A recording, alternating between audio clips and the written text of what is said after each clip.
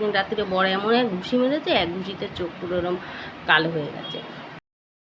ছোট ছোট বোনেরা দিদিরা কত সুন্দর সাজে, তো দেখে যে কি ভালো লাগে। তো রাস্তা দিয়ে যখন যাই আর বলি, বাহ তুমি কি সুন্দর সেজেছো গো। আর আমি পুরো তার উল্টো। তো ভাবলাম কি না, এবার আমার একটু সাজতে হবেই।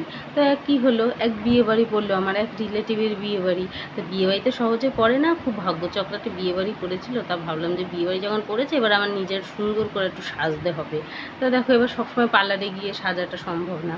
তা আমি কি করলাম, এবার ফোন দেখে নিলাম। ফোনে দেখলাম যে চোখ দুটো যদি ভালো করে আঁকা যায় তাহলে সাজের অর্ধেকটাই হয়ে যায়। খুব সুন্দর করে চোখটা আঁকতে হবে।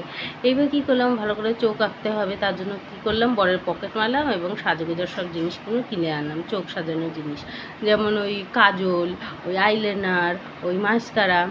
এইবার কী করলাম, সাজতে বসলাম। সাজতে বসার পরে সব কিছু কমপ্লিট হয়ে গেল সাজের, মানে ঠোঁট পালিশ, নখ পালিশ, স্নো পাউডার সব কিছু কমপ্লিট হয়ে গেল, ঘষাঘষি। তারপরে কী করলাম, লাস্টে ধরলাম চোখ দুটো। চোখ দুটো ধরার পরে কাজল লাগালাম প্রথমে, তারপরে এই আইলাইনারটা করলাম, তারপরে ওই লাস্টে দেবো মস্কারাটা।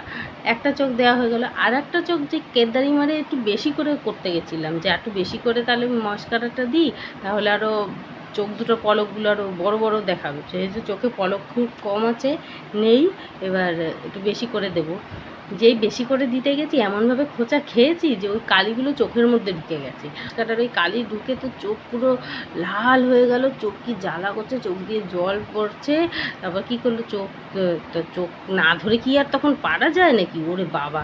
তারপরে যে চোখটা একটু হালকা করে ডলে, তারপর যেই তাকালাম, দেখি কি এক চোখ এত পরিমাণে কালো হয়ে গেছে, তা মনে হচ্ছে না আগের দিন রাত্রিরে বড় এমন এক ঘুষি মেরেছে, এক ঘুষিতে চোখ পুরো এরম কালো হয়ে গেছে। তো কী করলাম, চোখ আঁকা থাকলো আমার মাথায়, এদিকে শাশুড়ি আর বড় দিক থেকে চিল্লাচ্ছে যে বিয়ে বাড়ি কখন যাবা। আইলাইনার মাস্কারা তো অনেক দূরের কথা, এবারে চোখে কাজল পর্যন্ত করতে পারিনি, খালি চোখেই গেলাম বিয়ে বাড়ি। বন্ধুরা, বিয়ে বাড়ি গিয়ে ফুচকা পাকোড়া আমার আর কপালে জুটলো না।